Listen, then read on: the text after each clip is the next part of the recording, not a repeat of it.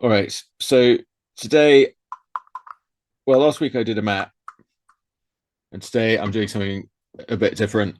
I'm doing inking a drawing of that's going to be a cover for XCrawl Classics, which I don't know. I don't know if what I'm allowed to talk about or not to talk about with these things, but I'm allowed to draw this now. So I don't know what do people know about XCrawl Classics. Um, we know that it's the creation from Brendan LaSalle, and it is set in sort of modern day America. I Yes, say sort of because it's very 80s. yes, he's very influenced by there's a particular Star Trek episode. He said where they it's like Romans, they come back to it's like modern day Earth, like 20th century Earth, but the Romans are in charge, and so they're still doing gladiator fights on TV. So that's his sort of fundamental premise, and it's modern day, but kind of like the people that are in charge are like the Romans, and with various sort of Romanic accoutrements, I think, and and but it's also like D&D. I mean, DCC RPG fantasy world, so it's fully compatible. I mean, Goodman Games does products for all all different platforms, but this will be so Xcrawl. Brendan did it as I don't know exactly if it was his own products that he was doing for a while. Um, but yeah, it's going to be a Goodman Games version, and it's going to be fully compatible with Dungeon Crawl Classics.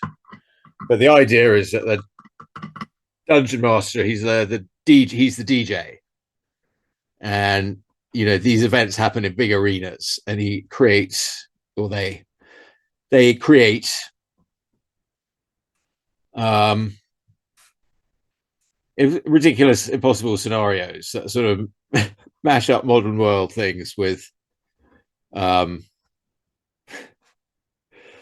classic fantasy tropes. So here, this is a cover for what's going to be, I think, one of the modules. I'm inking here with a dip pen, but I'm going to ultimately be painting it. But I don't think I'm going to quite get that far today.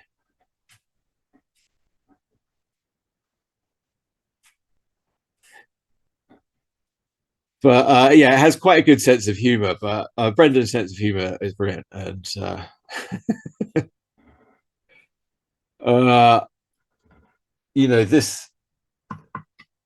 this one's well. I'll let it unfold as I go along, but it's set in Florida, and I don't know if I'm going to get to drawing it behind, but like behind here, there's like a whole stadium. But I'll probably do that last, and I don't know how much I'll use in pen. I'll switch between different pens. This is a dip pen that I like to use.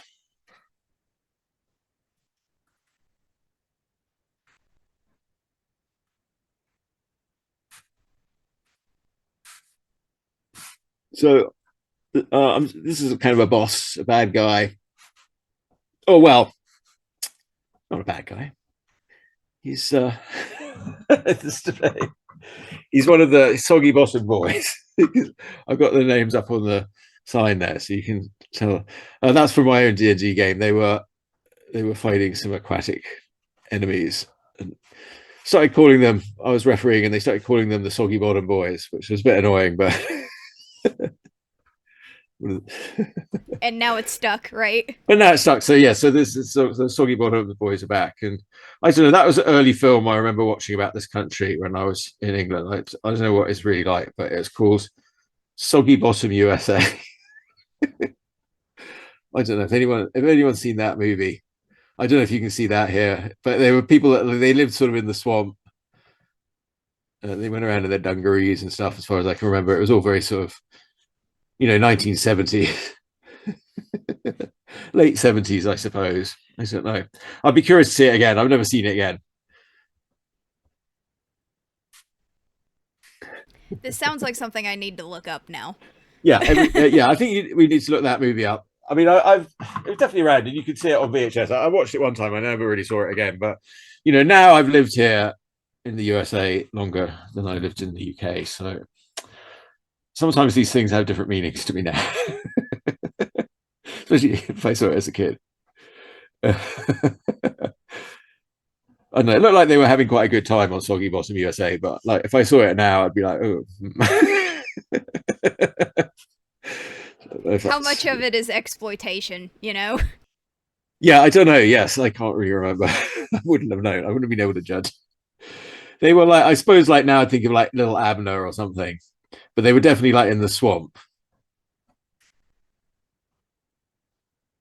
Um, I can't remember. They were probably trying to save the town. I have no idea what the plot was, to be honest. Tim L. White says that Soggy Bottom Boys is the name of the band from Oh Brother Where Art Thou?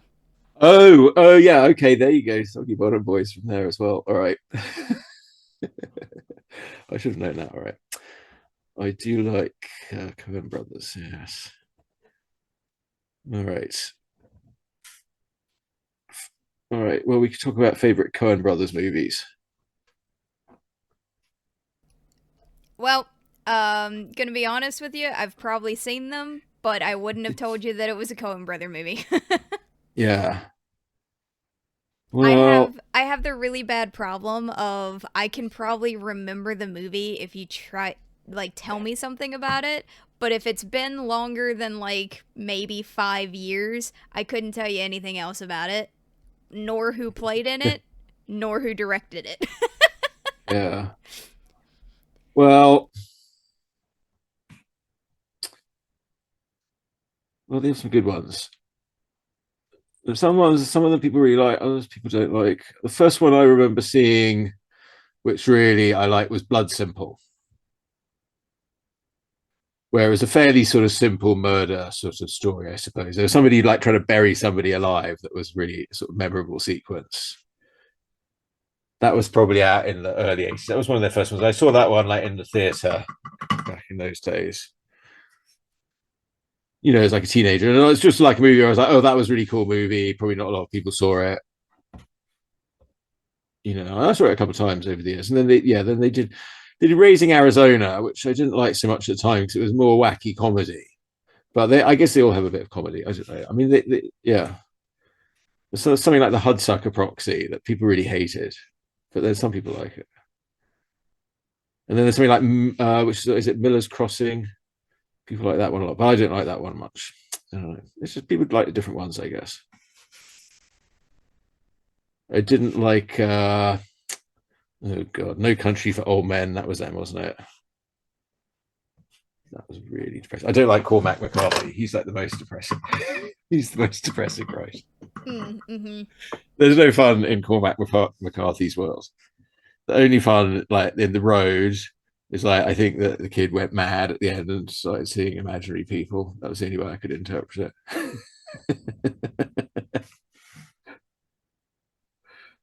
And then the other one is the guy that wrote Fight Club, Chuck Palahniuk. I don't know, just because they're good at what they do, and or like H.P. Lovecraft. Like I read a bit of H.P. Well, I don't know how much, whether it's a lot or not. I don't know. I read a fair bit, but after a while, he just started creeping me out, and then I couldn't really read it much anymore. I got that way with and it's not H.P. Lovecraft because I didn't read H.P. Lovecraft as a kid. I read him more as an adult, but I remember reading I forget who did the stories and stuff, but it was Scary Stories to Tell in the Dark. Mm. And that little anthology of short stories and stuff, like it's made for kids, like, but they're really creepy. Like Yeah. you find it in the children's section of bookstores, and that's where I found it. And I don't know why or what possessed me. I was a scaredy cat as a kid. Like horror Yeah. movies gave me nightmares for weeks.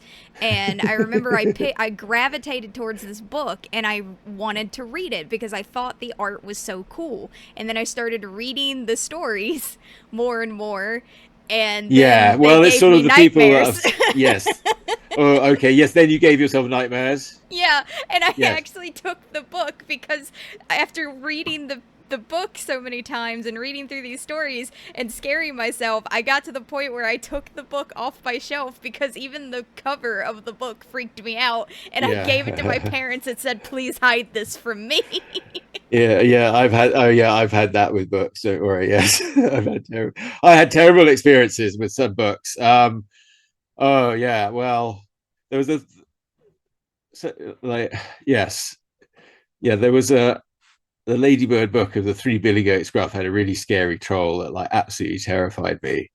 But all of these things that scared me. Then later, you sort of approach them, and then you sort of love them for the sort of same reasons that you hated them. Because once you sort of conquered your fear, then you're sort of like really drawn to it. And in a way, it's like that my great fear from when I was younger that makes me drawn to wanting to do them now. Yeah, it's very like that. Yeah, I don't know. Yeah. I'm 100% that way because, like I said, I was terrified of horror movies. Like even the stupidest ones that are really, you look at them now as an adult and I see where the horror is, but they make you laugh because they're really not that scary. No, I'm yeah. like Leprechaun or something, like Yeah. those movies are not that scary, but they terrified me as a child. And now I live to watch horror movies. Like I have to like drag my friends to the theaters to see horror movies with me because none of my friends are horror movie fanatics like I Oh, am, but I yeah. don't want to go alone because I'm just like I don't want to be that, like I don't want to go to a No, movie theater alone. I yeah. want to share this with somebody, and then at the same time, if I do get scared, if it's actually a good horror movie, then I don't feel so bad because I'm like I'm not driving home in the middle of the dark thinking, "Oh God, is that person stalking me?" Yeah. Oh, yeah. The worst one I remember feeling that was the last time I felt like it was The Ring, like when they made The Ring with the Naomi Watts one. But I hadn't seen it, and I had to return it late at night to the videos. Oh And I was like, God. I just like I thought, oh, I better watch it. I want to see it. I got to take it back. I'll watch it. I remember I was either in middle school or like late elementary school, like 5th grade or 6th grade when I first saw The Ring, and I remember watching that because it was my brother's birthday and he decided to have his friends from high school. I guess it was elementary school because he's 8 years older than me. So he had his friends over, his party slash get together thing for his birthday was horror movie themed. So like his cake had a Oh, picture of Ghostface on it, and like oh my god. they even put like icing on because it was the photo icing thing. So they just slapped a picture of Ghostface, but they even did like blood on his knife on the picture with extra icing to make it more 3D, which was really cool. Great job from that from the people who did the cake. But I remember we just watched horror movie after horror movie after horror movie, and they kept getting worse the later the night went, to the point where I had to go to bed early because I could not watch what was on TV. I think they ended the night with Saw, and Oh, yeah, I no, okay. like Like Saw was for me. That was the limit too. I was like, oh, that was right about the time when I became a parent. So I was a bit like, oh yeah, suddenly I wasn't interested. I was at one point where it couldn't be gross enough for me. But I saw for some reason I just I still never saw it. I don't think I've ever watched the whole thing through because I so as much as I love a horror movie, gore is one of those things where I have a love-hate relationship because certain things, like even in bad horror movies where I know that the gore is really more there as a shock point than it is for any real reason, like there's some gore that's there for a purpose, like Saw at least in the first one, the gore there was for a purpose. The later installments of Saw, it was just what we call torture porn. yeah. Once it got into torture porn, with that, like, so Eli Roth and Hostel and stuff, that was a bit like, I'm not really sure about that, but Yeah. who knows? Yeah. Yeah, but it's like if there's a horror movie and like anything with power tools, I have an irrational fear of power tools because of horror movies I saw as a kid. So like even going down the at Home Depot down the aisle with the table saws, I can't do it. I will turn the other way and walk away. I can't go down that aisle to this day. I don't know why. Oh man. Yes, it's very interesting, and it's funny. I don't have any problem drawing any of that stuff in like art, really. It's very funny. I sort of cogs it in art, but like in others, I'm not really. Yeah, like seeing it happen like on screen, just no. On screen, like, or reading about it. I don't really like to read horror books that much, but yeah, if you ask me to draw like a horror picture, yeah, okay, no problem. Things with eyeballs too. That stuff makes me. I watched a terrible horror movie with a friend the other night, and we were laughing about the whole thing.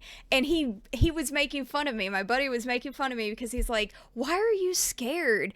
Like, what are you scared of when this guy is like?" Because they did it intentionally because it's the grossest thing in the whole movie. Because the rest of it's terrible, but they know that they have a really good shot of this guy. They made a point to close up. Like extreme close up on this dude's eyeball as he's taking out his contact lenses, and it grossed me out. Like that's the one thing I could not watch in the whole horror movie. My buddy's like making fun of me, and he's like, "Why is that bothering you?" And I'm like, "That bothers people. Like, eyeball seeing stuff. The eyeball being mutilated is that. Don't mess with the eyes."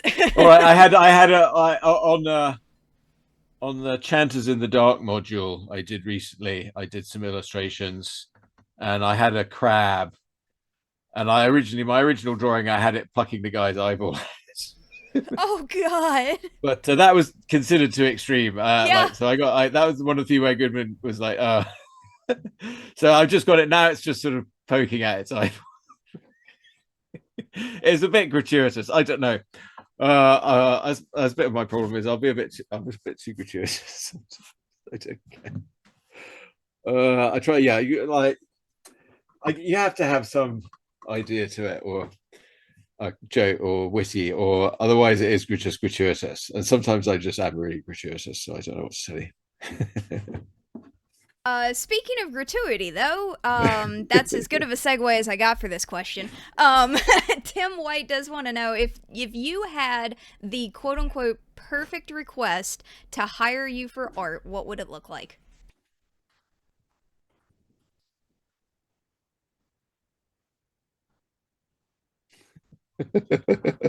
I don't want anyone to hire me for art. I want them to buy the art that I make on my own.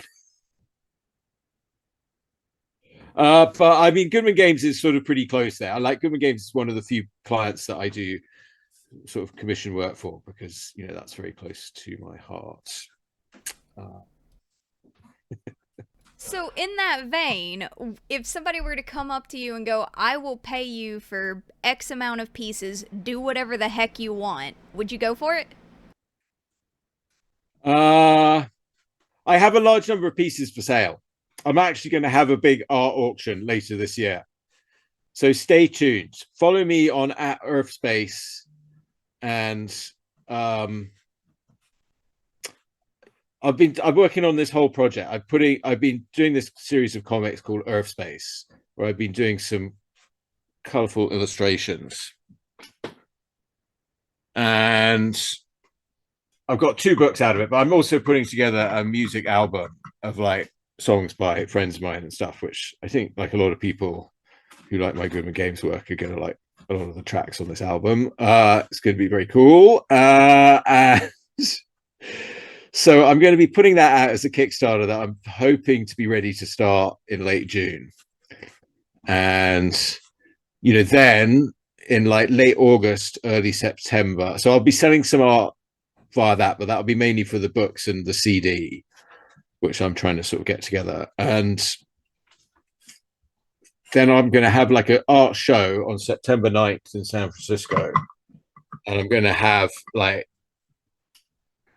a lot of pieces for auction. At reasonable prices. I'm going to list them low, and because it's just I've got a lot of work that I've done recently, and I'm putting out in these books and the music, and hopefully that will be a great event. So just a little plug there. I'll probably talk about that some more. But yes, so I like to draw. I quite enjoy sci-fi and I enjoy fantasy. I enjoy like humor. I like to have like an idea to it. I don't want it to be too complicated. I'm a bit ADD, so I sort of want to do things a bit quick. But then if I'm really into something, then I can sort of say I'm really into these XCrawl drawings. Yeah, so.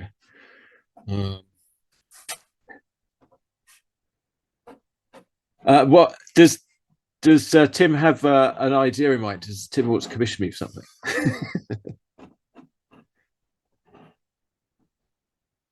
I'm a bit busy. I don't know, but he was probably just curious. Yeah. Yeah, I'm trying to find a way to offer the art for auction actually, and it seems like I'm almost only finding eBay as the way to do it. I don't know if anybody has any idea. Like we were talking about this as the Goodman Games artists, and we all have like a lot of art, and there's nobody really sort of dealing in it or anything, and it's a lot of time. Like when you're sort of busy actually drawing it, you don't really have time to figure out how to market it, I suppose. Or even just do something simple like list it on eBay. So I don't know. I'm sort of doing a whole batch at once. Just I've got it all. It's just an idea. I thought I'd just try it. Sort of one thing leading to another, really.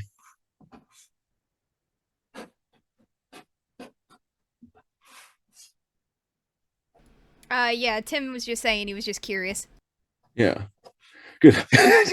I have a hard time saying no to commissions. If I like them, but that's sort of you gotta. I've just got. I've always got too much on my plate lately. I don't know. It's like in the pandemic, I seem to have quite a lot of time for drawing. I don't know. I understand these people that don't want it to end. You're still going around with their masks on. Yeah, good for you. Sounds good. Yeah, Tim was saying they bought a lot of GG artist art previously. It's Cyclops Con. Oh, okay. At CyclopsCon, from like directly from the artists, or is there someone who sort of yeah, I don't think there's like sometimes there are people that sort of sell that on. I mean, I think that's a business opportunity there for somebody who was like interested in developing that business. But I suppose it depends. I mean, I think a lot of the artists would be sort of quite, if it was somebody, an honest broker.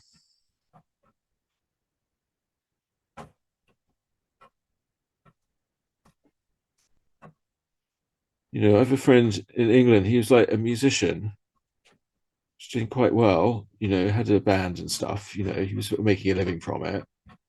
And I don't know. He seems to stop doing that and start painting art. And he seems to be doing very well at that too. He just does like very simple paintings, but they're like very moody and effective. I think yeah, it's just a sort of state of mind, really, isn't it?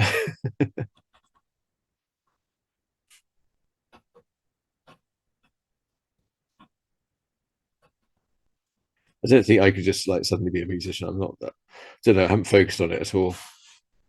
Yeah, I wanted to do like cuz there's music like apps and things that you can do your own, and I've always thought that like module synthesizers are super cool, but I don't think that I don't for all of the other hobbies that I have, I don't want to also add another one that's super expensive that I fear that I will never get to.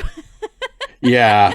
Because I think it's really cool, but I don't have the money or the time to dive into it.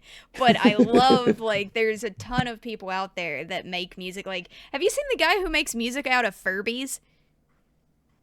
No, that's a new one on me. Yeah, sounds good. All right. I I kind of well, like Furbies. I've tried to befriend Furbies. They're likable. yeah, I saw. He does a bunch of modular synth stuff, and I forget his name. I cannot remember it to save my life, but I'll have to find the video because he made an organ out of Furbies. That's very Monty Python, really, isn't it? Doesn't he have that? He comes on like the mouse organ and starts hammering on the mice. They're like, "Oh my god, get him off!" Seriously though.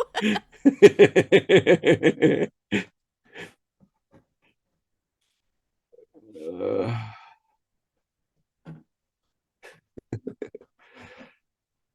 well, there's some interesting things at music around. I went to see a show a few weeks ago, I guess, at the bottom of the hill. It was like quite modern. It was, he was a guy who was singing songs. He was like, he was almost like he was just straight out of his bedroom. Uh, and he was on this with his synthesizer singing really depressing songs. I'm never really very good with lyrics, but it sounded like a dead rabbit he was singing about, the sort of long, sad dirge. And it was quite sort of moving and transporting, but it was like, wow, it was very far out. And they were like, he had a very interesting following that was all there. They were all sort of standing there, like very quiet and appreciating, and very funny looking, like a very sort of San Francisco crowd, I guess. They weren't your average Joes. Girls, guys and girls. They were like, well, they were not, they were nice enough. It was good. It was good crowds, and I don't know. It's just different, very different, I guess.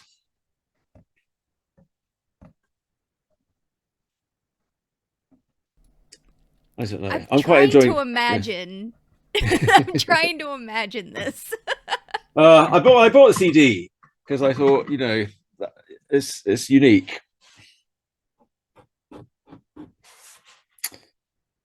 Yeah. I don't have it. I don't have it here. I can't look at it, so I'm not sure where it is. Um, yeah, off the top of my head, I don't have the name right now. I wasn't sure. It was a little obscure anyway, the name. I just sort of study it. Um, all right. All right. This is during reads here. We get in the zone for reads.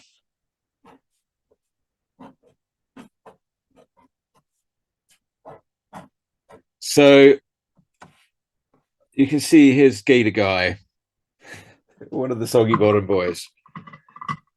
There's another one coming in behind him. Or her. So, behind them, I got used to it. Them. Everyone in England seems to be saying them now, by default, which is good. Yes, so there they are.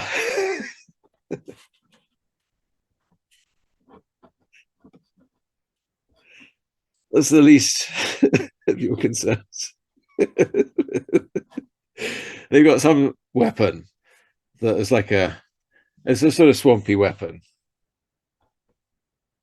but they're wearing a hat.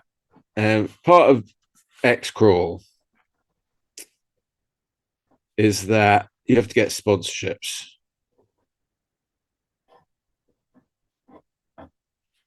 So they have little patches for their sponsorships.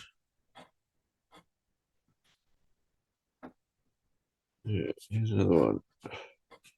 He's got a little bird. I'm probably going to paint that bird blue so it looks like Twitter. Well, I don't know. It's also like a commentator, or it's leading the soggy bottom boys. Sometimes I'm not entirely sure what's going on. You got to figure that out.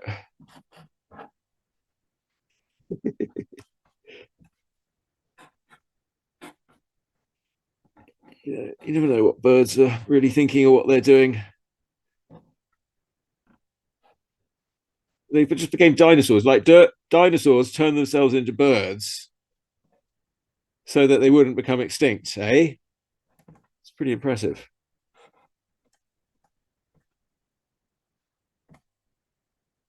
All right.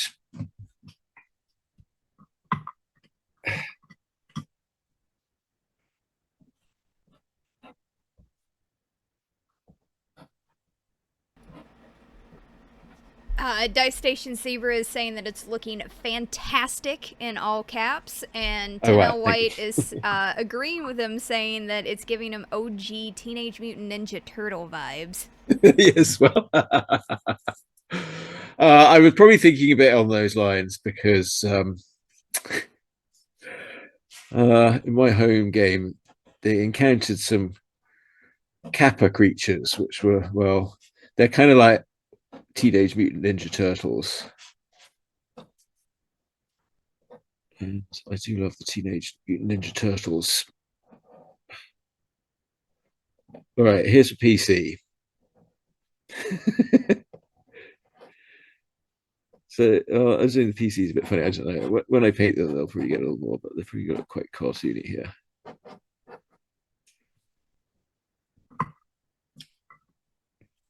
Now, if it was just going to be black and white, I'd be doing like a lot more heavy areas of black.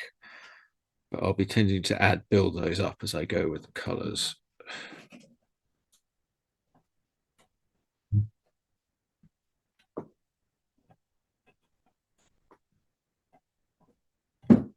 I'm not sure what all the rules are in XCrawl, and I'm not really sure what they are. But I mean, I do have the rule book.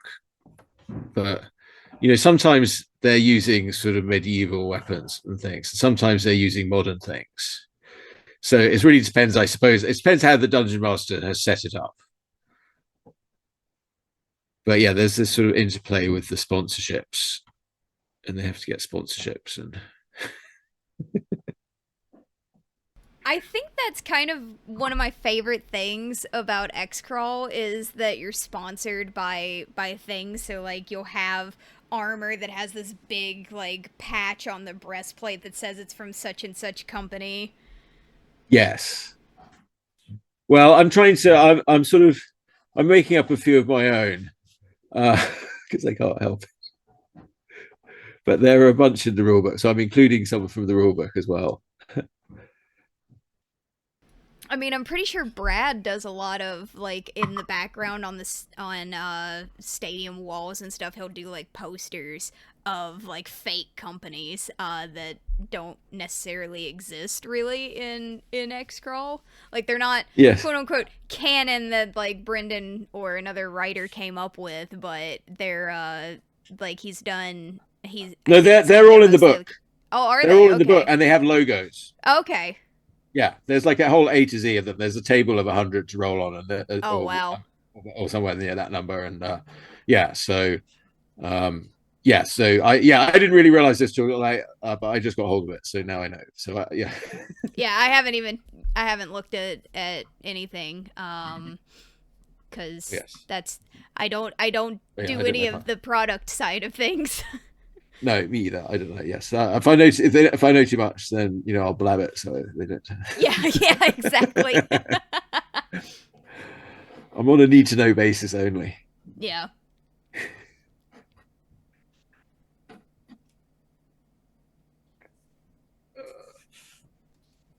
Um, all right. So yes, so they're sort of peeking through the reeds. They're not doing a very good job of hiding here.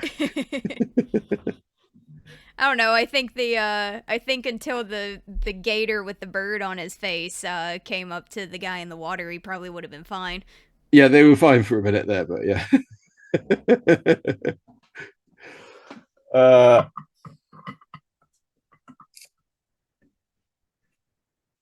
yeah, this is it because like the reeds, the pencil stage is just like, yeah, I'll just scribble those in. That's fine.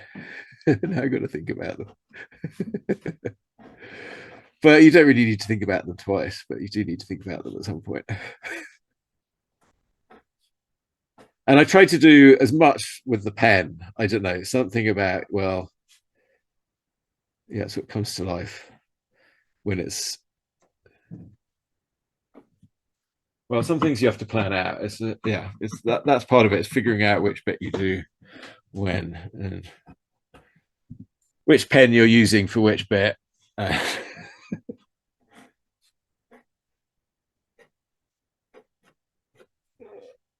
right, here's the other one.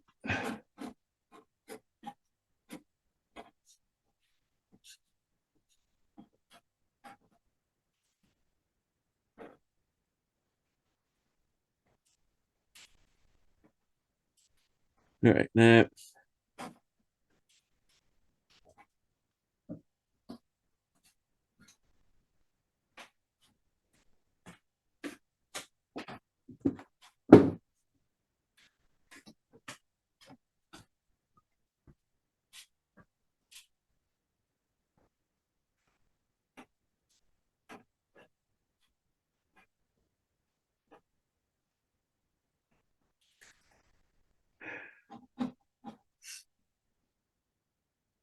Okay, give him quite pointy ears. I'm going to give that pointy ears.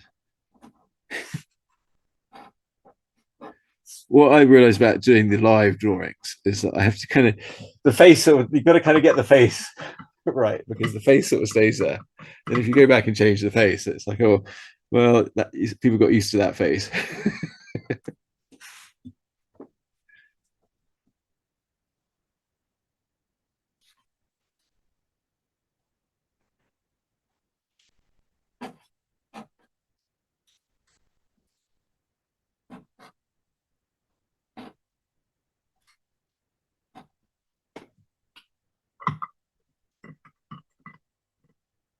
Yeah, so the wizard, I'm going to add a bunch of sponsorship patches on the hat there.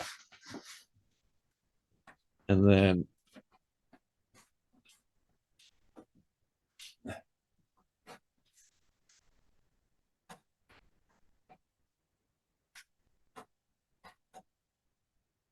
likewise, this is what they have patches here, and but this is a sort of Kevlar armor. So that's sort of allowed. I don't know. Yeah, I don't know when things are allowed and when they're not allowed. One of the guys in my regular gaming group has played XCOR like all the first one. He seemed to know something about it, so he was helping me a bit, and I was getting him to like, how does this work?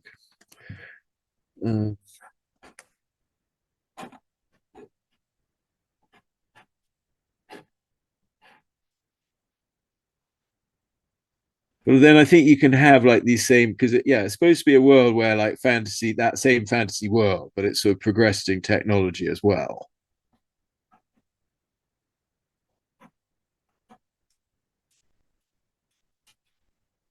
So I don't know when you would wear Kevlar armor or when they might wear knight armor.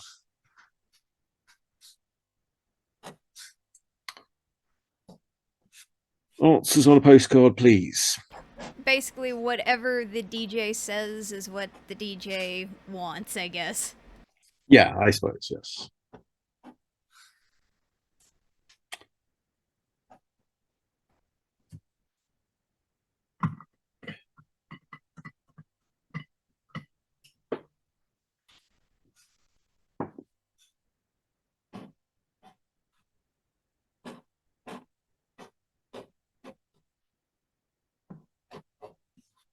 I'll sort of see how the faces and everything evolve a bit when I paint it, because, well, I try and keep it as close to the original, but, sometimes it sort of builds up the paint. You want to build it up in layers a little bit. And, they might get a little more realistic looking, but I try and keep the sort of basic.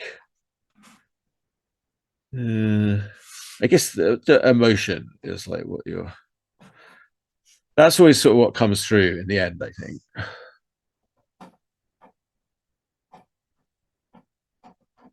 But then there's also a sort of like, oh, I don't know, just that way.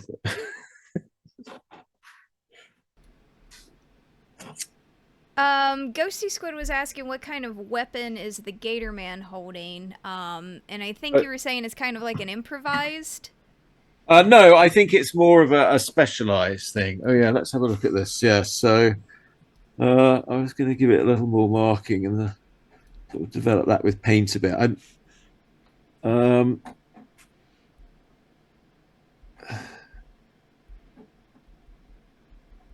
It's it's some sort of a swamp implement. It's a very specialized implement. It's a bit like you see the other end of it that I hadn't drawn, so I'm going to draw this in there, but it's going to be Well, I got to do the reads, but so some of it will be covered by reads. Some of it was sort of in the reads. He'll be sort of coming through the reads. That's going to be complicated. But since you ask, it's. I think it's supposed to be a bit like something you might dig a pit toilet with.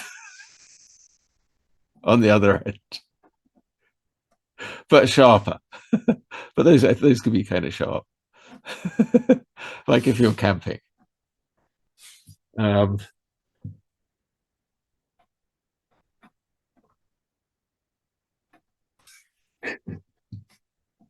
Tim White says it feels like a Bayou battle axe. yeah, it's the Bayou Battle Axe. Um, that's a good name for it for sure.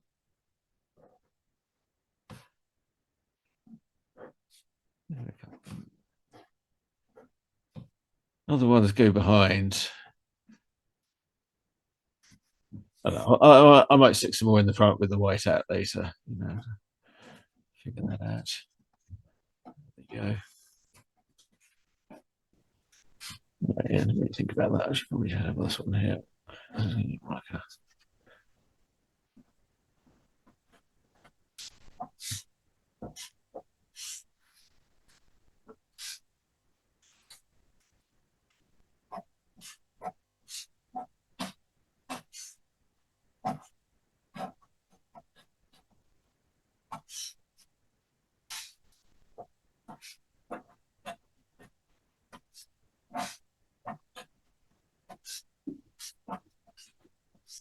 All right, and I'll work on that in the paint a little bit more. Well, again, I sort of know that I'm painting these, so once you get into the paint, it's going to change a lot of the specifics. But yeah, I'm just trying to, at this point, figure out where the sort of key shapes are going to be.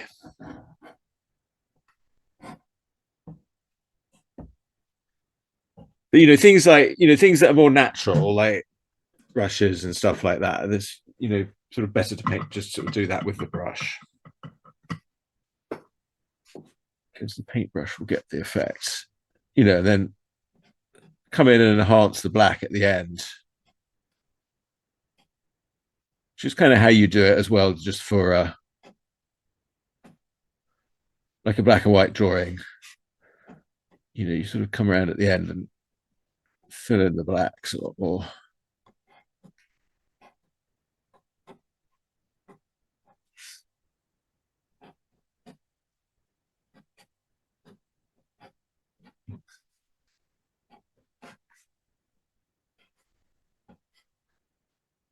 So yeah, then I don't know, like, is it a leather gauntlet? Is it a Kevlar gauntlet? I don't really know. I didn't decide.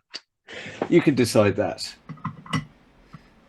They just found piecemeals of whatever was in crates lying around the dungeon.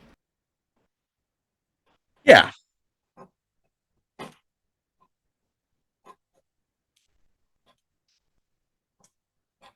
I mean, yeah, they've got some sort of magical sword here. It's like,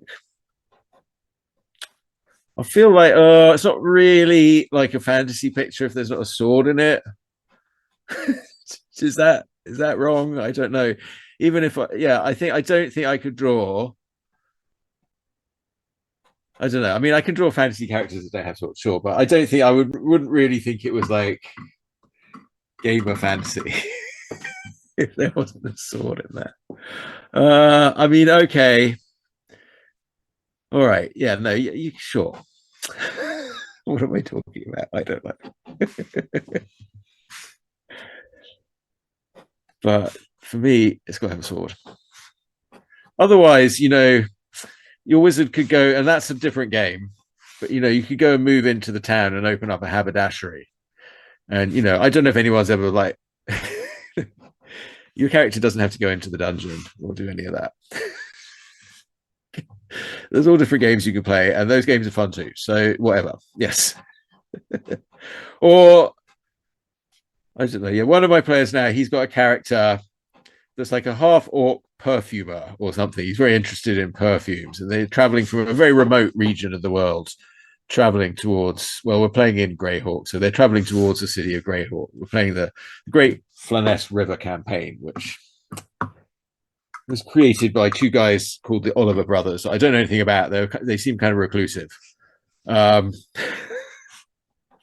it's a very old school game, um, but we play with a sort of mix mash of rules, depending on what I feel like on the day. But he's been playing in the group for a long time. He's this character's actually been quite hard to kill, and that's why he's designed. It sort of becomes incorporeal or disappears into a bottle.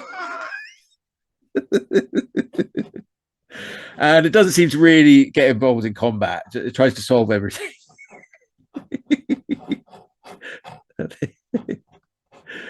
They're an orc, but it's also I have to remember that they're an orc because it's also trying to provoke me at every opportunity because it knows they're traveling through civilized lands. Well, of course. They. Oh dear! I think the thing is, I'm too. Yeah, orcs. Yeah, orcs people too, folks. That's what I tell you.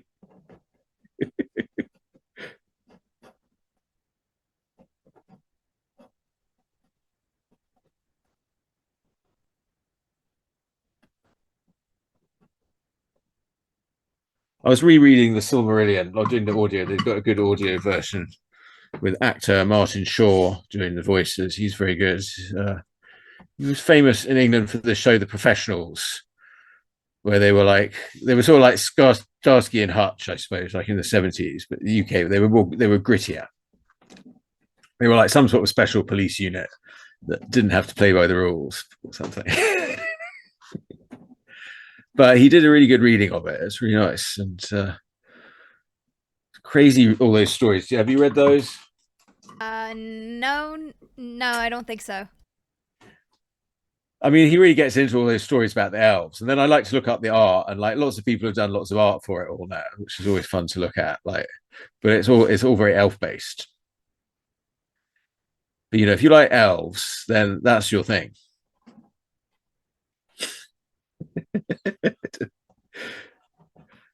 I quite like elves. Yeah, it's like you have to pick a race. that's the question. You have to pick a race. Oh dear, I shouldn't laugh. Dear. Well, it's a game, isn't it? It's fantasy. You can enjoy what you want.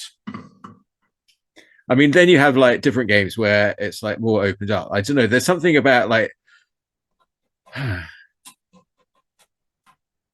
yeah. I was playing James West's game Gozer, which I'll recommend that to anybody. James is like he's more an artist and he likes to make like these crazy tables. So his game is really about just sort of rolling up on the tables and seeing what crazy characters you get and what crazy things happen. And it's very fun. Plug for the opposition there. But you as far as a good challenging dungeon module, you cannot beat Dungeon Core Classics. I'll say they write the best modules. There's no doubt.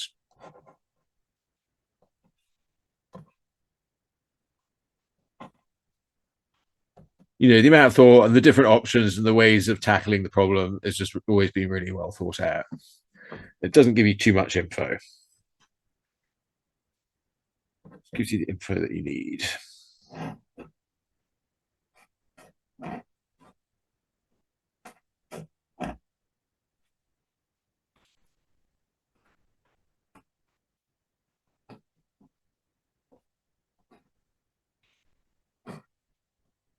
All right. So the wizard's probably wearing like a. My view of the wizards is they're wearing sort of like NASCAR driver robes.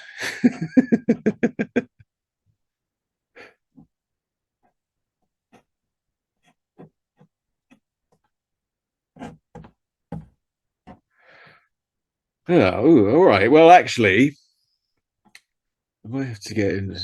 That's probably what I'm going to do with this pen. Ooh, well, okay, I could do a little bit. All right. Have to let it dry a bit so I don't smudge it. Ooh. Well, I can use this.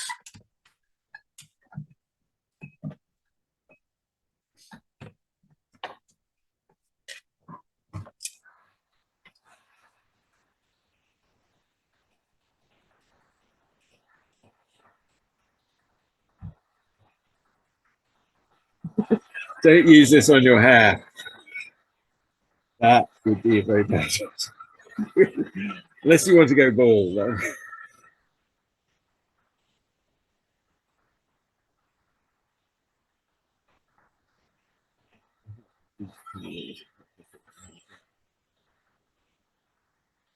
That's one way to dry a piece.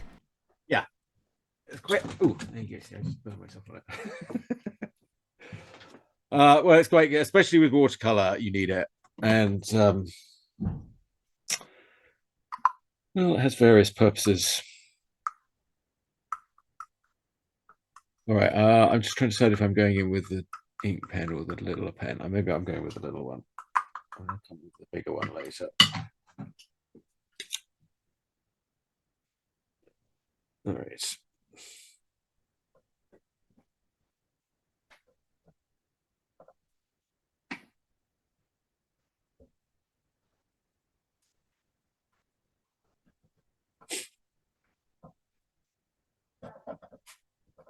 So when I looked up reference for these guys, these,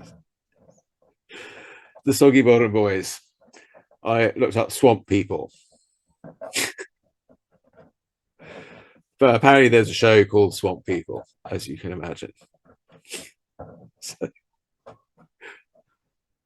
these are not based on them, but they did inspire me a bit.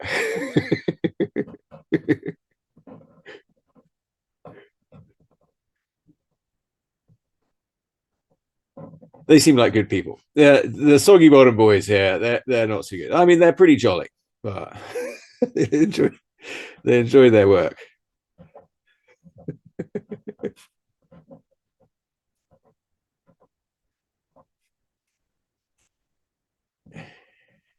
I'm sure that the Empire pays them well. Yes. Yes, I suppose it's an evil empire, isn't it? It's a sort of it's like it's an empire, isn't it, in charge?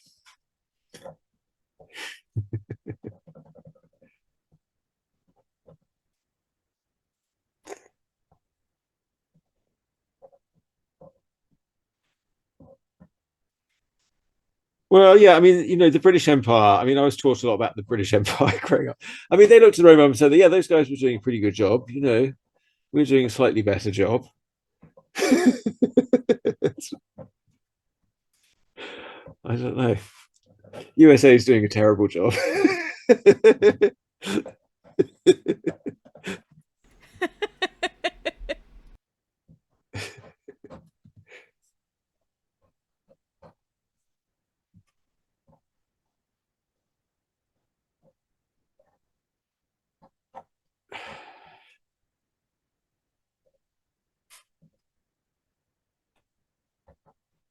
All right. So, well, we were talking about Texas Chainsaw Massacre earlier. Was that one of the horror movies Uh, that you saw? that actually, believe it or not, I watched that recently because I realized I had never seen it, and there's a game that's based off of it now. It's Oh, a kind of co-op slash asymmetrical where some people play the victims and some people play the killers. And I had realized I had never seen um I had never seen the actual movie all the way through. I'd seen clips of it throughout the years because, honestly, how haven't you? Um, and I watched yeah. it. It's on Tubi. And so I watched it all the Yeah, way now it's through. freely available on Tubi to anybody who wants. Yeah, and it's like, it made me incredibly uncomfortable. Like, that movie still holds up very well. Oh yeah, it was very disturbing. I mean, yeah, I didn't see it for years. You couldn't really see it in England. It wasn't really widely available. Like video nasty. There was like There was a couple like that one and another one called Driller Killer, which I never saw, but they were sort of rumored to be like, oh, they were the worst. Clockwork Orange, you couldn't see, but that was I found out because Stanley Kubrick himself wouldn't allow it. But Mm-hmm. uh, so I finally did see it at one point actually when I was in Europe visiting someone, and they had it, and I watched it, but I was like already about like 18 or whatever. But yeah, it still creeped me out and disturbed me. The old man with the hammer and stuff. I mean, Oh yeah. The the whole situation, just the homemadiness of it. That was what was so disturbing because it felt like all that sort of homemade look hadn't really been done yet like that. So it was one of the yeah. first where it looked like that had really been made by somebody, and it was a real movie. You Yeah, know, and there's like the homemade look of it, and the fact that like the chainsaw was actually like real. It with a wasn't. real chainsaw, Yeah, yeah, it was like a running real around. That's not chainsaw really not a running good idea. around with Yeah, an actual chain on it. yeah, Um yeah, and like I was looking up trivia, like the end sequence, spoiler alert if anybody hasn't seen it, but the sequence where he's like Bubba falls and he hits his own leg with the chainsaw, there's a steel plate that he's hitting on his leg, and that scream in pain that you hear in the movie is actually him screaming because the steel plate got so hot with the chainsaw hitting it that like it's actually him like shouting in pain about the actual like yeah, ugh. But it's like things like that, and the sequence at the very like in the car with the hitchhiker, like it's weird how effective it is because it toes the line of feeling like it's going on too long at the same time as like yeah. it's effective because you're sitting there uncomfortable feeling trapped like the teenagers that are in this car with this guy that they just picked up that's doing weird crap. Yeah, yeah, it's yeah, I kind of forgotten that part, but yes, yes, yes, yeah. I mean, it was, yeah, it's just another one of those ones that was sort of genuinely disturbing, freaked you out. Certainly at the time, I don't know. Then years later, then so many people copy them, and you've seen it, like you've seen it sort of parodied in all the cartoons that you watch growing up and or whatever. That when you do see it, sometimes it's not like that shocking, and you're like, oh, what's that all about? I don't know. It just depends how you come to it, I suppose. Like most movies, it depends on the day of the week you saw it as well. All right. Okay. Now I've got another little go I'm going to do up here. This is where.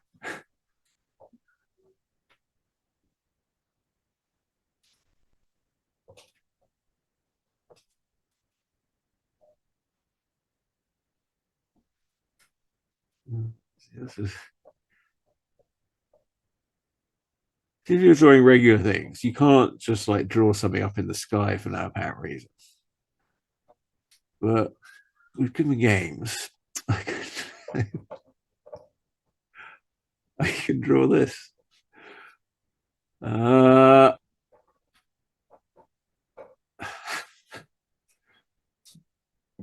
you can figure out. Oh, it's off the frame. Oh no, oh no, oh yeah, oh that's a shame. Okay, wait. I have to move the whole camera up for you. All right. Okay, well, I'm probably not doing it. Okay, I gotta work on the top bit of it. All right, that's off the frame. Okay, all right, I'll have to leave it. All right, no, okay, I'll have to leave it because it's too difficult to move the camera. And well, what it is another of these guys, but they're in a flying fan boat. You'll have to wait. You'll have to wait till it's finished before you can see that, I guess. I'll work on some other bits down here. Well, all right. Well, that's the main bit. Now I've got to sort of think. Well, what am I doing now? Okay. All right. Well, sort of details. How are we doing for time? It is 7 o'clock. I don't have another show until 9, so if you want to keep going, we can keep going. Well, I may be.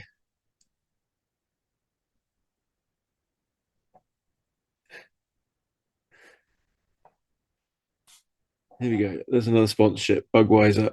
I mean, I may be done on this because I probably have to work on the bit on the top, and the next bit's not very exciting because I'll be sort of tweaking around a bit, and I'm not going to be starting on the color yet.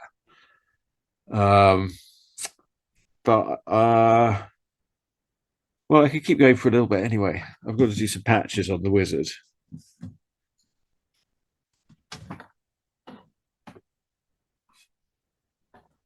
I don't know.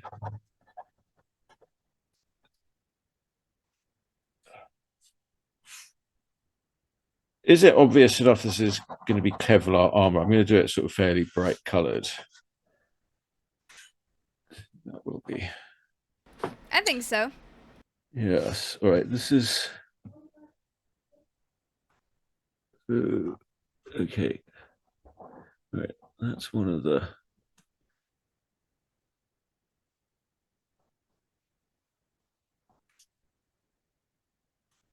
Dishy. I can't remember what that's one of the sponsors. And what was it? Oh, yes. No, okay. This is what I wanted to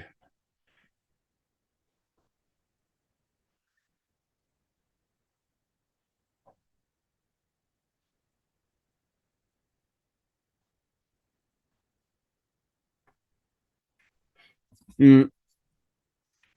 Okay. I'm calling this one Office Loco.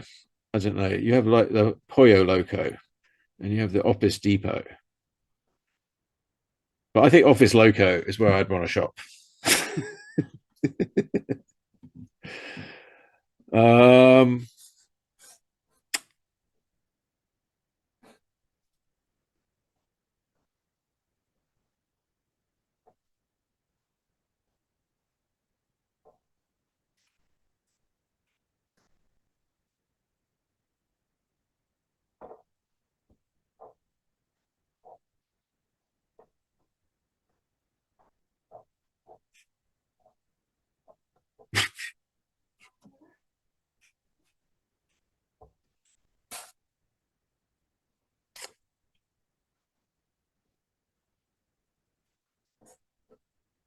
well, I'm not really sure what the other patches are. Anybody got any suggestions for sponsors?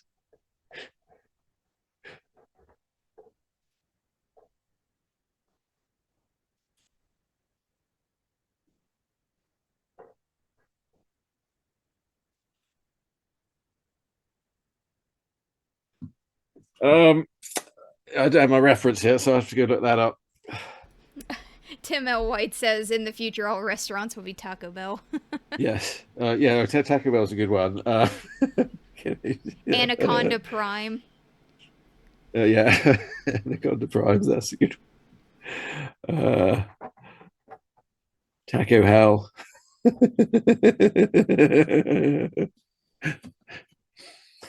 All right. Well, we can put. I'm going to put one on his arm here, right? I don't know if I get in trouble with some of these. If I'm supposed to keep it to the. I'm supposed to keep it to the official one, but I think I can sneak in a few others. I'll put in. I'll just do it a little. Taco Hell. They're really hot. What was the other one? Someone said. Oh, Anaconda Prime. I guess go. Anaconda's too long of a word. Yeah. Oh yeah. Yeah. Oh yeah. Well, I just did that up there. I got Amazon. You just you beat. I did. Yeah. Anaconda. That would have been better. But all right. I kind of already got that in there. So all right. I've got Bugweiser, Florida's Unnatural, Gatorside. That's probably enough. All right, yeah. Now I think Okay, well, I have to sort of do the background a bit, just very light. All right. All right. All right.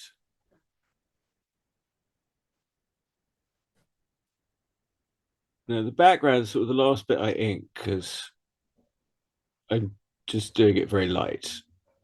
But it'll be the first bit I color because you kind of always want to do the background first.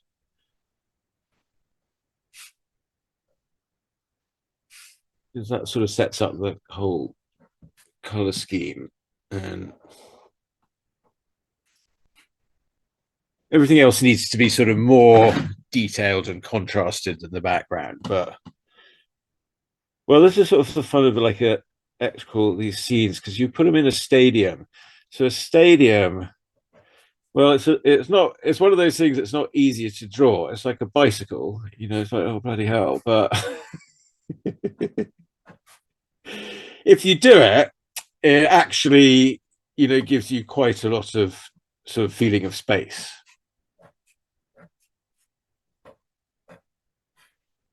But it required a bit more working out at the drawing stage. But all right, it's in the background. We're in the swamp.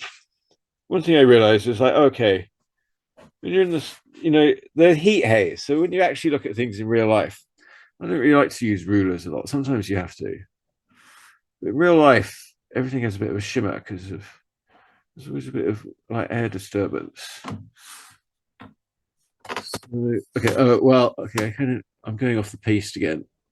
I'll try and keep it in. But I'm too much off the page now. Are you not really? You're not really getting anything about the hat here, are you?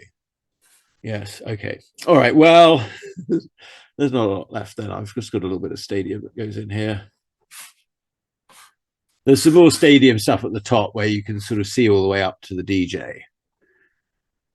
And then the other cover I sort of did it from within the DJ booth.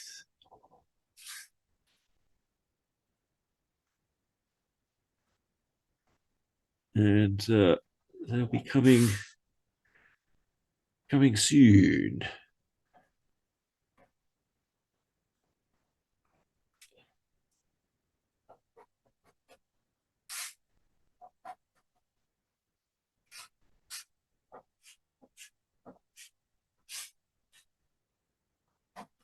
All right, that's just sort of so I know where things are when I'm coloring. All right. Well, this guy's probably going to have a tail too. A tail.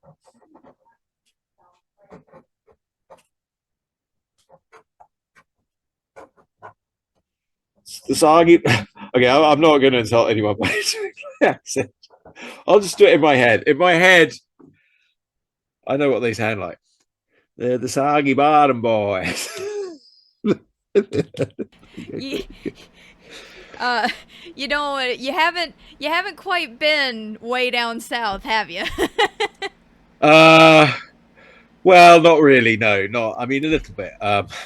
Yeah, because you had it for a second, and then you turned into like Jersey. You had a Jersey accent yeah, at the very end. Yeah. It was kind of funny. Yeah, I think if I actually went and lived down there for a bit, I would get it. Like it's probably San Francisco. I lived here, and everybody has a different accent, so you don't really lose your accent. I went to Australia for 3 weeks, and I came back speaking like one of them. So I don't know what to tell you. All right, yes, because I think the next thing I have to do is more like getting the paints out and doing that. So if that's good enough for the show today, is that good enough for the show? It's your call. If that's all you got to do for the show, that's all we got. Well, I mean, I could keep going. I sort of got to work on that bit at the top. Things I got to get the paints out, but I could just if you were good to call it here, call it here. I'm not gonna fuss at you for like, oh, we didn't go to 8 o'clock. No, I don't care. Like, do what is comfortable for you. Well, I'm just trying to think. I mean, I kind of want to sort of splurge on. I could do the background stuff later. It's a bit cheaty, but I sort of know what I'm doing, and I think it'll be fun to just put a little bit of color on this right now. Oh um, then then it'll look a little more finished. It won't be finished.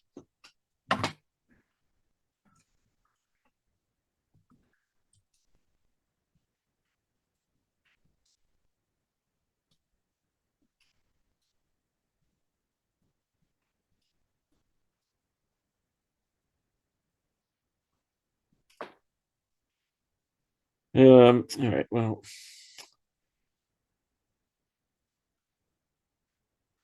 so watercolors, you tend to work light to dark. So usually I come in with a sort of lightish mid-tone. You're gonna build it up in layers.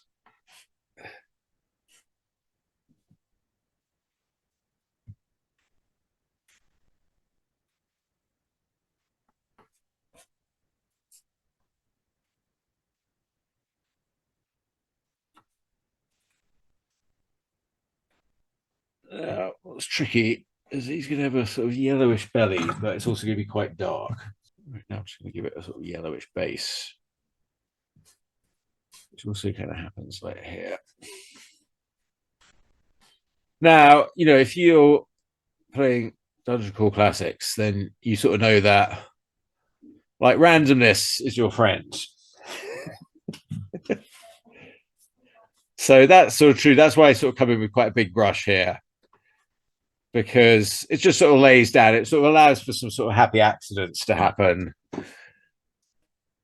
And you just sort of can build it up like watercolor. These kind that I use, they're fairly workable, so you can adjust stuff. But it starts, you can quickly get a sort of like, okay, that's where the highlights are, where the shadows are, and it's sort of loose, and it goes against like the pen really sort of defines it into being a certain thing. And there should be certain areas in the drawing that are more in focus and other bits that are less in focus. You're not trying to get it all in focus at the same time. But usually the focus is sort of like the characters' faces and the main bits of action.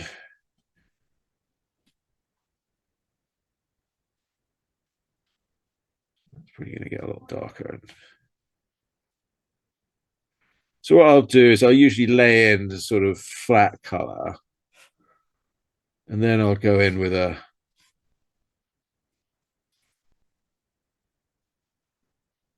sort of a shadow.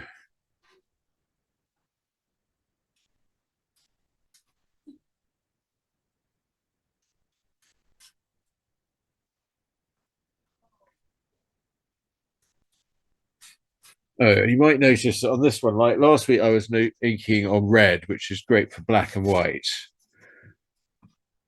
But for color, I never do that. I think it's better to do it on a sort of sepia tone. Oh, look, I did smudge something there. All right, well, never mind.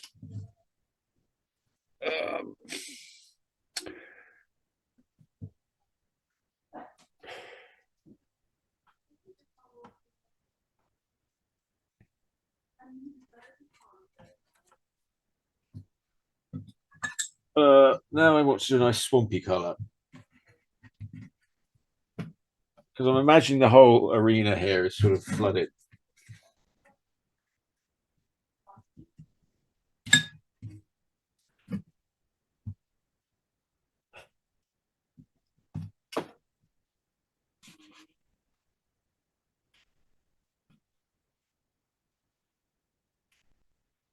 Yeah, so watercolors are quite good for painting water. Funnily enough, they sort of give you those natural little effects.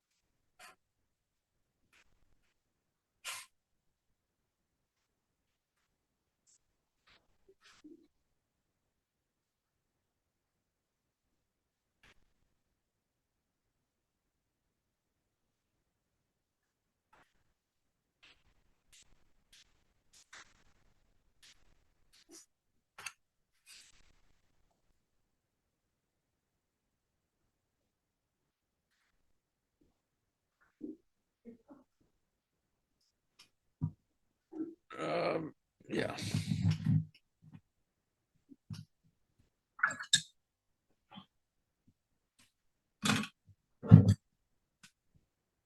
All right, and now I need a good sort of dungarees color.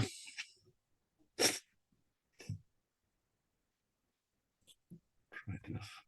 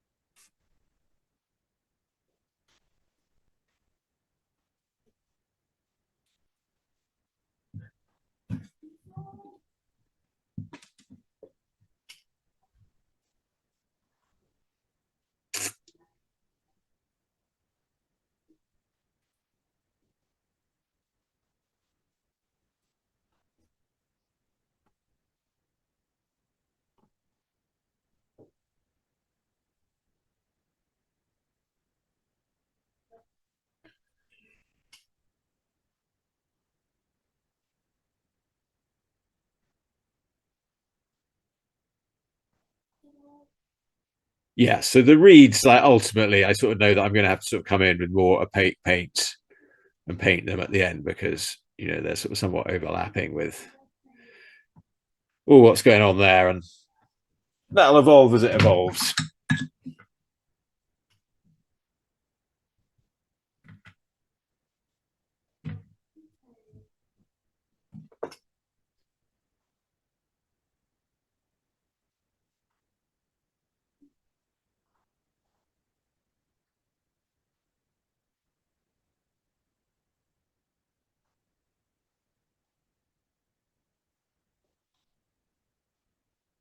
But yeah, I guess with watercolor, you want to try and like be leaving just sort of little gaps for white or different layers, because this thing they can sort of be added to or fall apart, but it's like almost like like what it does on its own, it's always somewhat better than anything you try and make it to. So you have to sort of let it do what it wants to do.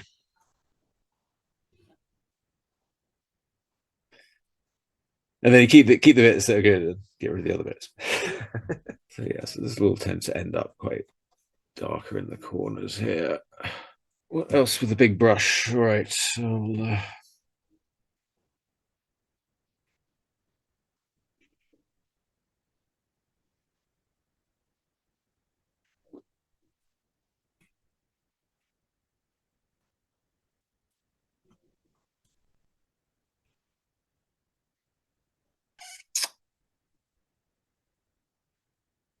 wheel. All right. All right, I'm going to go down to a slightly smaller brush. That was quite a big one, not a huge one.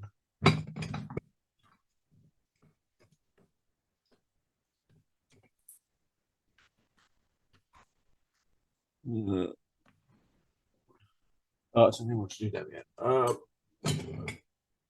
Well, a lot of times when you're painting, it's sort of looking at it and thinking, what do I do now? Um, right, I'm going to go in quite dark. Some blue over here.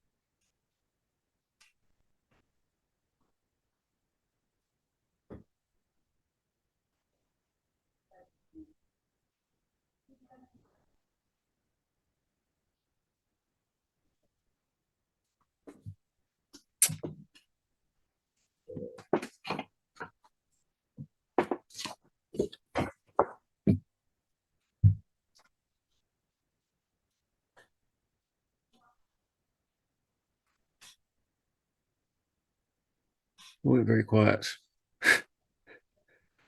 It's because yeah, it's difficult. So I don't know. Yeah, this bit as well. Oh, yeah, okay, got to think. Yeah, with the Normally, when I'm color. paint, yeah, painting is the bit where I most usually put on like an audio book or something, and then I just sort of zone out and get in the zone. It's a the different things do different tasks. Like it's yeah. I mean, with this like the coloring, like what we were doing last week with the map, because it's just grayscale. So I'm just thinking about tone. So the decisions are a little easier. But when it's color, well, yeah, I'm sort of yeah. There's a lot of this point in the painting. There's a lot. Of, it's like all your balls are in the air. So you're like, okay, which bit, which bit? And then my art teacher said you got to sort of try and not let one bit get more developed than another bit. In that you don't want to get sort of super detailed in one area. Well, there's still bits you haven't started on, but I don't know. I mean, but then that's the sort of quality that the finished thing would have. That it was more detailed in some areas than others, but yeah. Well, you don't want the whole thing to be super detailed anyway. I don't know. At some point, it's just like whatever you think sounds good. Yeah. Give us some darker colors here.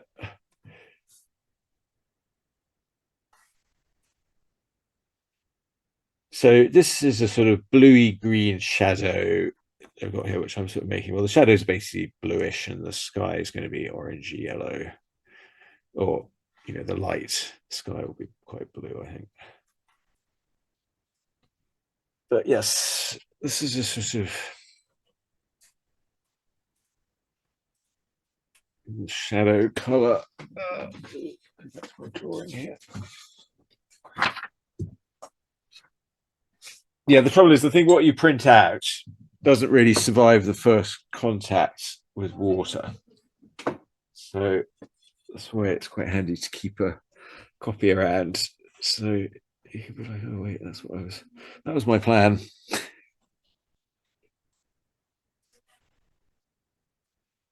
Yeah, and you have to sort of wait till it dries. Like watercolor always dries a little bit lighter than you think, but also I don't know, you're gonna see when you scan it in, you can sort of boost it up a little bit. So I do still do some digital manipulation, but the watercolor just gives it a good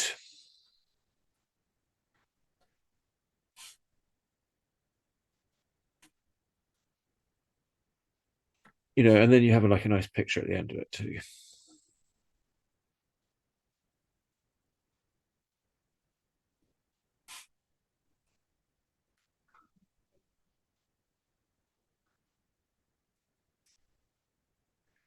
Oh, and then I look at it on the screen. And I'm like, oh, it sort of looks even better on the screen. It's quite,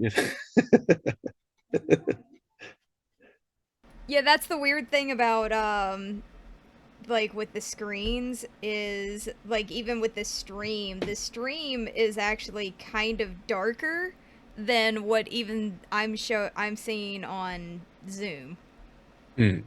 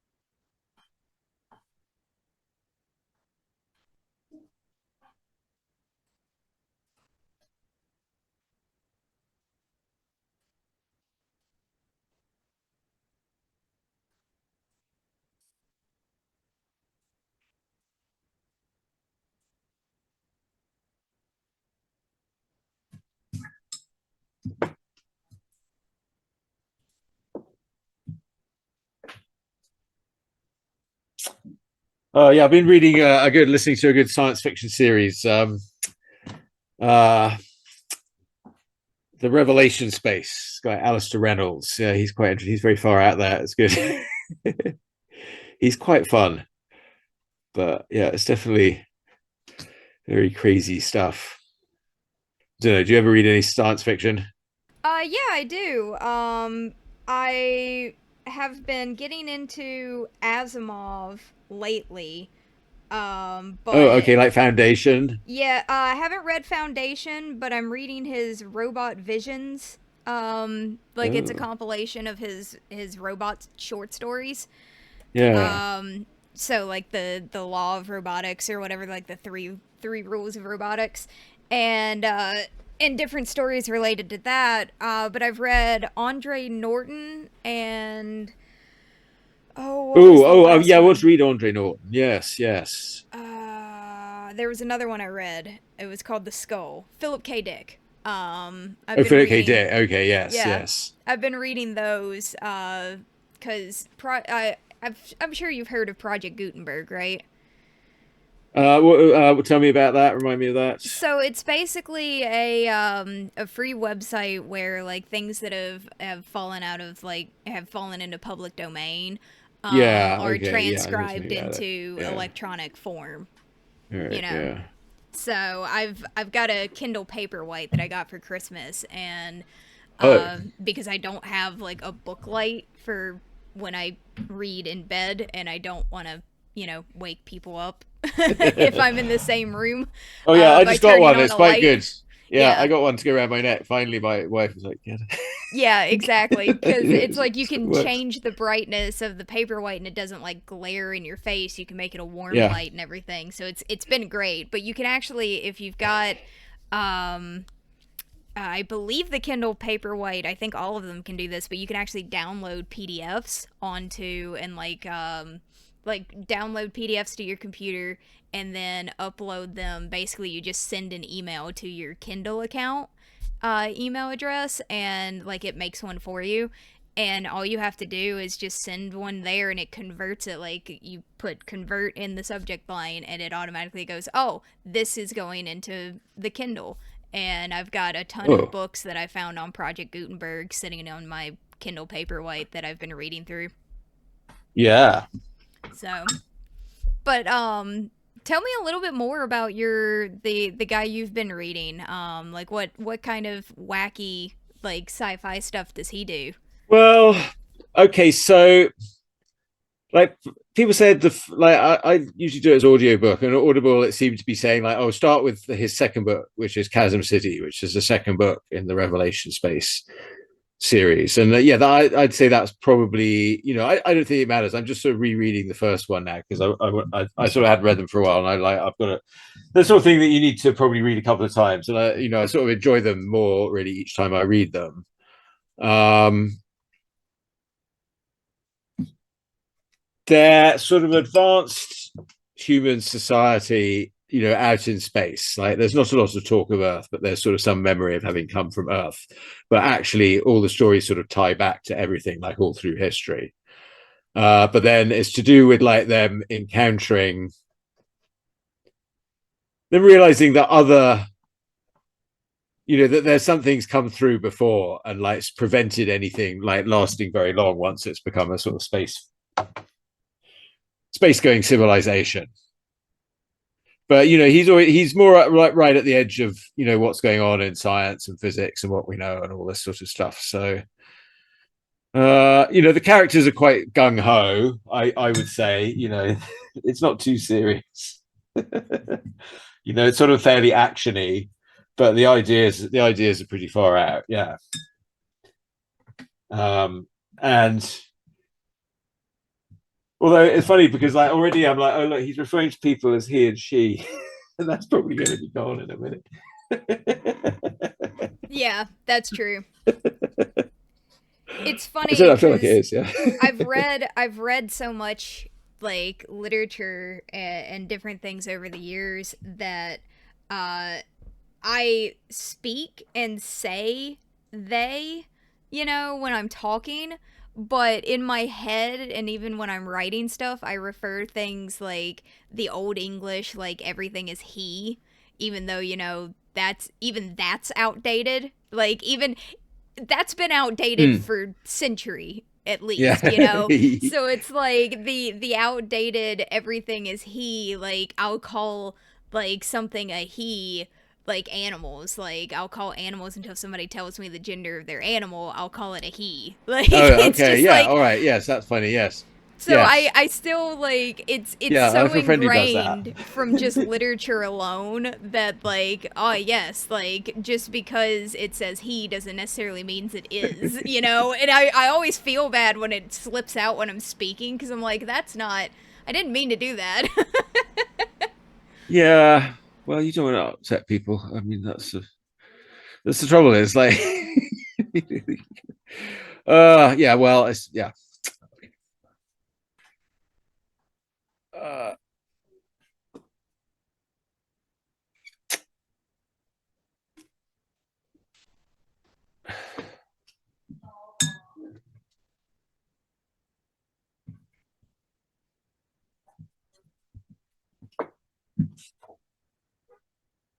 but it makes you wonder what's going on, like in France, where they have like all these, yeah, everything's gendered in the whole language.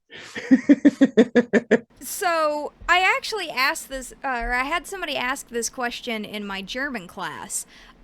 So Germany, at least like according to my professor who lived in Germany for years, before moving back to Pennsylvania, he said that basically German tends to get things from the U.S. a little bit late. So like cell phones and whatnot, like Yeah. computers are just known as computers over there. Like it's their computer, so it's the like masculine form, like, or no, it's das computer. Sorry, anything that's like an American term that is brought over is das, so it's neutral. Oh. So Oh, so they everything, neutralize, like, yeah. they Okay. neutralize like anything like car is an automobile, it's das auto, things like that. But with Yeah. gender, as in like people gender, they tend to be very progressive. So they've started, so from what my professor said, when like they were last in Germany, they were hearing people called by, basically just called Z, as in like they. So SIE is like they, or the formal you. And so like you can basically just go with, you can just call somebody Z, and then it's fine. It's Okay. kind of interesting. I don't know how France does neutrality as far as like what their they form is, but it'd be Yeah. kind of interesting. But I do know, because we asked the question to my professor, because a lot of us were just curious. um Well, yes. And curiosity is a good thing. yeah, so it's really interesting. I find language fascinating, like the evolution of language. Yes. Well, yes, it does change a lot. Yes. Yes. Yes. Yes. Yes, and it's sort of like in Britain, it tends to change more rapidly usually because it's a smaller country, so everyone's more on the same page with the media and stuff like that. So I think so. Like you'll hear like expression, people will adopt it more quickly. I find like whereas here, like people are a bit like, "Hey, what's that? What'd you say?"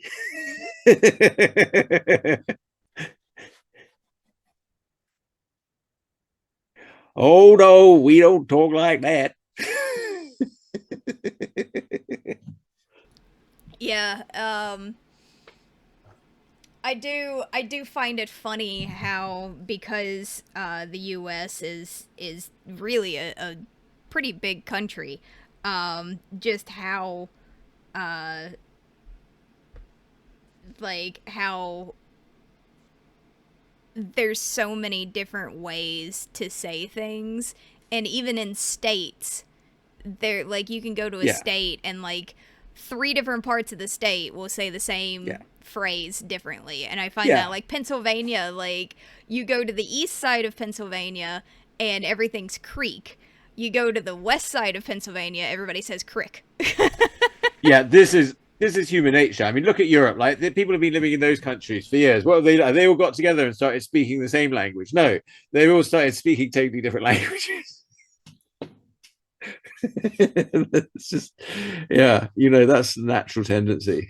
It's like, no, over here we talk like that.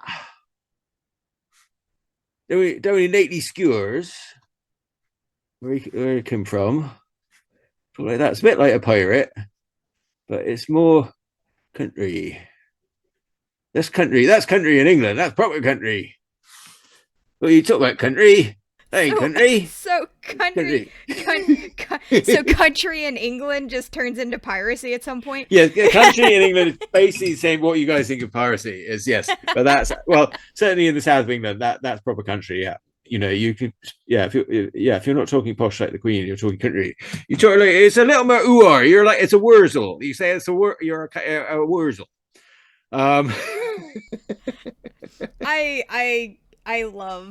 I love accents. I love like hearing the different accents from different places. The only thing that it hurts me, like when because I studied German, the only time it hurts me like is because like Northern German and Southern German speak very differently, and don't even get me started on like, country folk of Germany sound way different from city, and it's like, yeah. I have a hard time even distinguishing like northern and southern, because like I can't remember which one it is, because I've never been to Germany myself, but I remember Tyler learned from his grandmother, which I think was northern Germany, and I learned German in like more of the southern style of dialect and speaking. Okay, sure. There's going to be a big difference between north and south. I mean, certainly between north and England, there's a big difference, and especially if it's not your favorite first language. Yeah, so it's like learning, because I learned everything very pronounced. Everything like you say, like ich is very ich, like you actually make that like back of the throat like gargle at the end. It like when I was learning German, and like in, I believe, northern Germany, it's more of like a ich. It's like a very soft.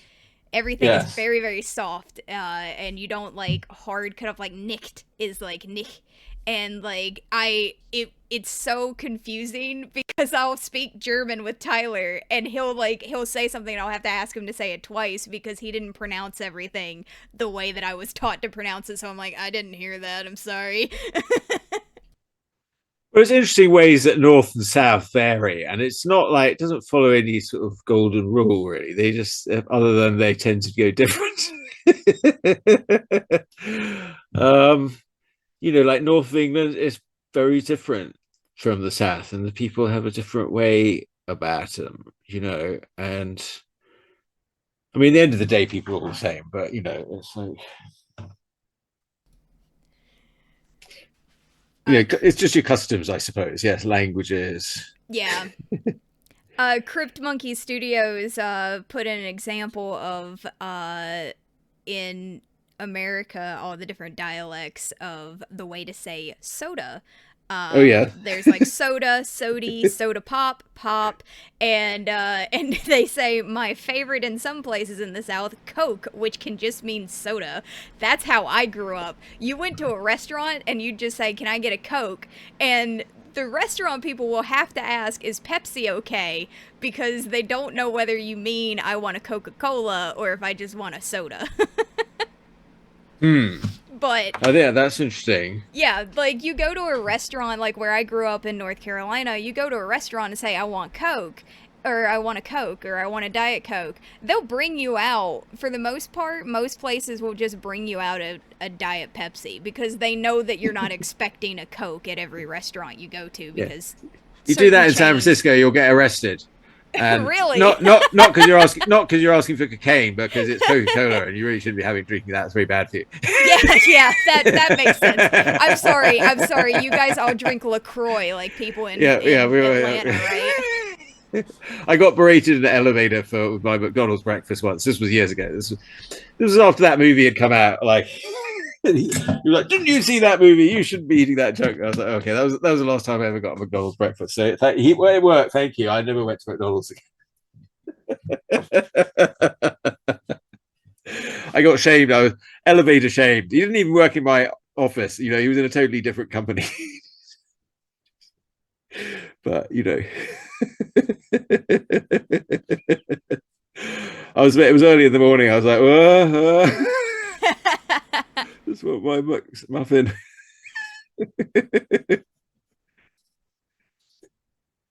uh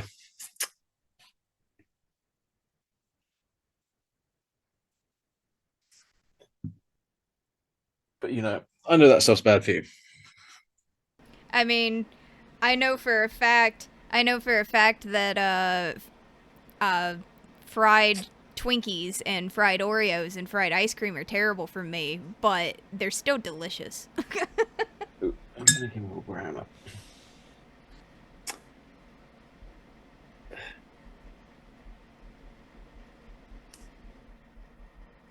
Well, here's the thing: when you're painting skin tones, they basically all start the same.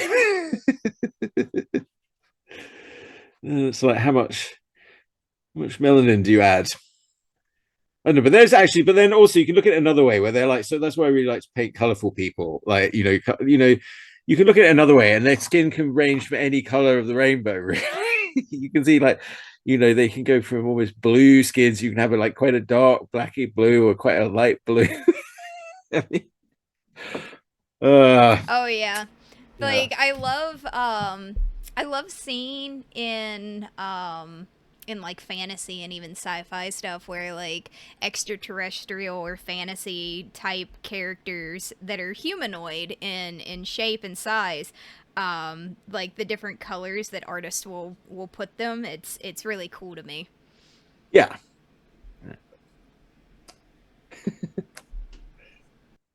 Well,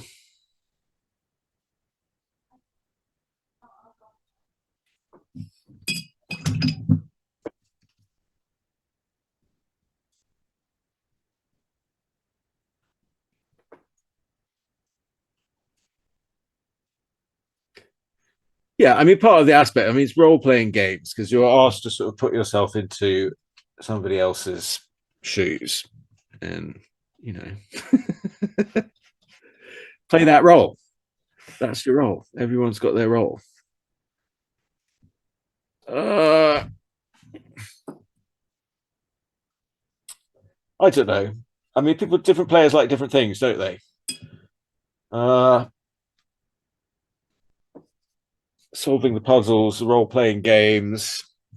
But yeah, I definitely think, the best things always happen when the players are being creative.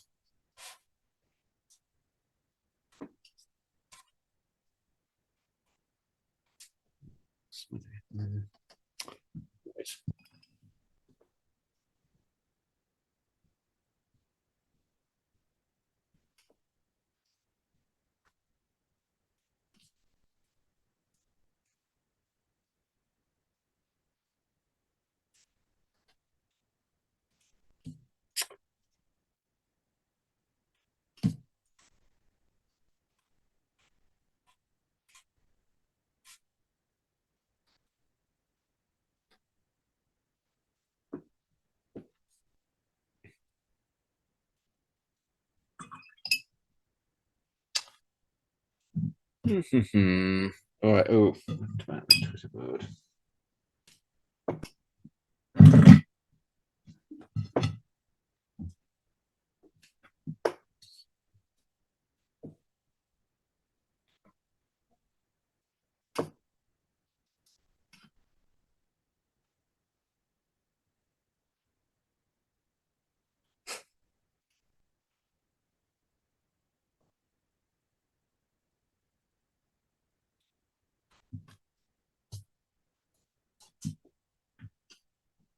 Well, we're getting there bit by bit. But yeah, it's it. These are a few days work really. I mean, I spend at least a day or two on the sketch. Just one, well, I spent a bit of time thinking about it, and then suddenly it sort of pops in my head. But Gator People was pretty easy. Then you draw it, and I'll develop it and scan in the bits and sort of play with the composition a bit in the computer, and then send it off to get approved. And then now I've got to it's like you build it up bit by bit. I mean, that's okay. I can go in detail on the face, and I'll probably add more, and I'm going to work on the teeth a little bit, but I really ought to do this stuff off the top here, which you can't see before I get too much further. Otherwise, I might get myself into too much trouble. Fair enough. So I think that's that for today. Is that good enough? Yeah. No, that's good. I can show you the finished result next week. Do you want to have a quick look at the finished result of the other one? I would love to. Week. Hang on, I'm going to take my headphones off.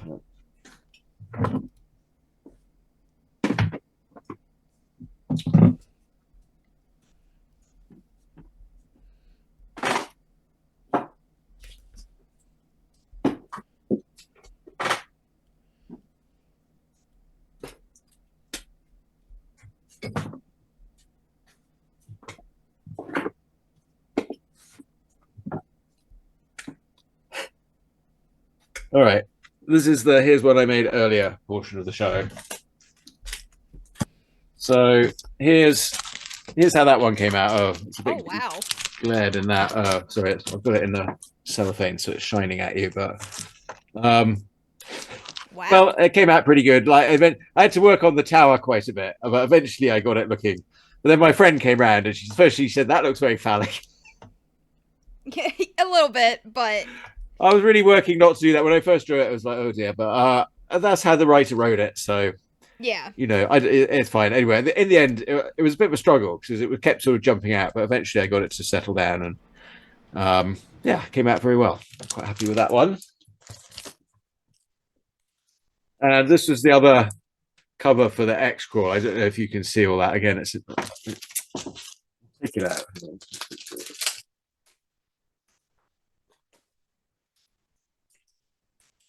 These are the sort of things I do have to say if people are interested in buying them. Oh, that looks so good. Yeah, so there's the DJ. So this one's inside the control booth. So you've got the DJ, you've got the executives, the commentators. Here's the rich billionaire. Now up here you can see the cockpit cam, because what's going on over here? It's some sort of circus ride attachment. I've got the whole stadium in. I don't know how well you can see that, but I was quite pleased with that stadium. There's the plane on the pivot. I worked it all out. It's more or less worked out. And it's like a wyvern or a dragon sort of thing ripping open the cockpit. I think it's a fire drake. He said, yes. So it's ripping open there, burning in. Players are falling out. But here's the cockpit cam, so you can see he's like he's in here. There's an autopilot. You can see the details of the cockpit cam there. He's looking a bit panicked. They're looking a bit panicked in there. Everyone else seems to be doing all right. But everyone here is fine.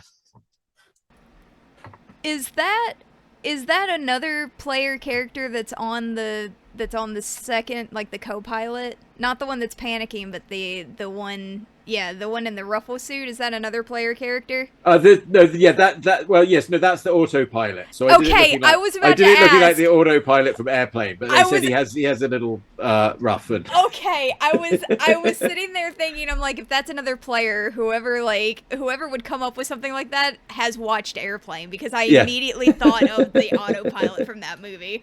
Yeah, well, no, that was actually, I referenced that. That's kind of his pose as well. It is. So he's Same like thing there. with, like, the outfit. I saw she was in the background, but I've got she got a Fire Drake coming out of the locker. I sort of cheated a bit and had a locker in there, but yeah.